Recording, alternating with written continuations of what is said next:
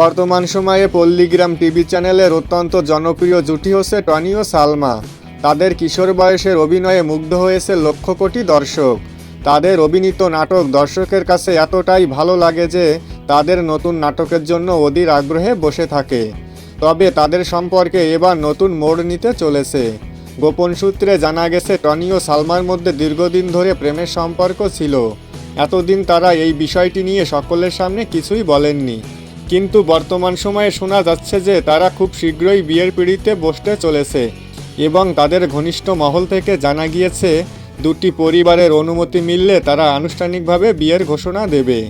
তবে তারা কিন্তু এখনও এই বিষয়টি নিয়ে মিডিয়ার সামনে কিছুই বলেননি।